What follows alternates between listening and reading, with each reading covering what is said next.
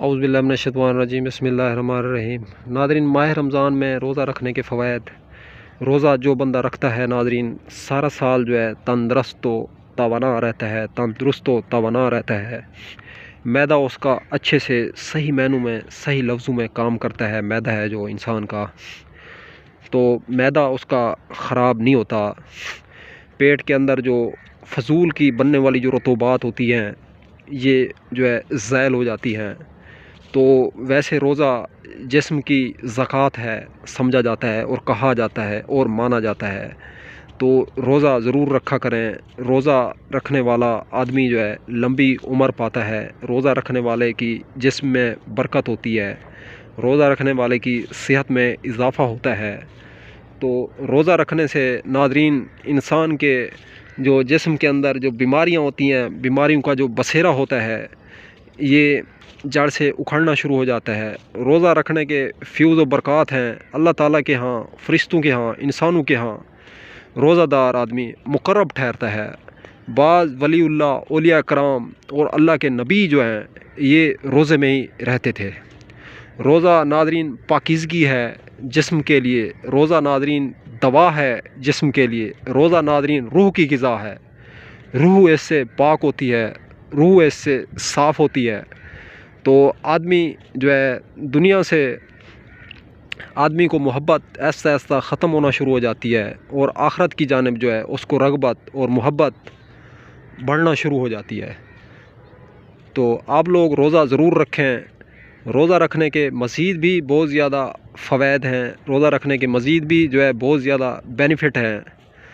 تو ایک دروازہ ہے جنت میں، باب الریحان، اس سے حکم ہوگا کہ صرف روزہ دار ہی گزریں گے۔ یہ روزہ دار کو اتنا بڑا ایوارڈ حاصل ہے، اتنا بڑا اعزاز حاصل ہے کہ باب الریحان دروازہ ہے جو جنت کا، اس سے صرف روزہ دار گزریں گے۔ تو ناظرین دیکھیں، اللہ تعالیٰ نے ان کی راہیں جدا کر دی ہیں روزہ داروں کی، جنت میں بھی اور دنیا میں بھی۔ ان کو اتنا بڑا مقام حاصل ہے، ان کے لیے ایک دروازہ ہے جو دروازہ علیحدہ کر دیا گیا ہے، ان کا جو اتنا بڑا مقام ہے روزہ دار کا۔ تو روزہ جس ٹائم بندہ کھولتا ہے ناظرین شام ٹائم، تو روزہ دار کے منہ سے ہلکی سی سمیل نکلتی ہے، تو وہ صرف روزہ دار کے منہ سے ہی نکلتی ہے جس ٹائم بندہ کھانا کھاتا ہے۔ تو اس ٹائم جو وہ سمیل ہے وہ اللہ تعالیٰ کو بہت پیاری ہے۔ تو روزہ رکھنے سے دعا آدمی کی دھڑا دھڑ مسلسل قبول ہوتی ہے جو آدمی روزہ رکھتا ہے۔ تو کوشش کریں روزہ رکھ کے دعائیں کریں پوری امت اسلام کے لیے، پوری عالم انسانیت کے لیے۔ روزہ جب بھی رکھیں گے تو ہمیں ضرور دعاؤں میں یاد رکھیں ناظرین۔ میں آپ کو طریقہ بتا رہا ہوں، آپ کا کوئی مسئلہ اگر حل نہیں ہو رہا، آپ اگر کسی پریشانی یا مصیبت میں پھنسے ہوئے ہیں، آپ لوگ کوشش کریں روزہ رکھیں۔ روزہ رکھنے کے بعد آپ لوگ دعا مانگیں اور وہ دعا انشاءاللہ آپ کی پوری ہوگی۔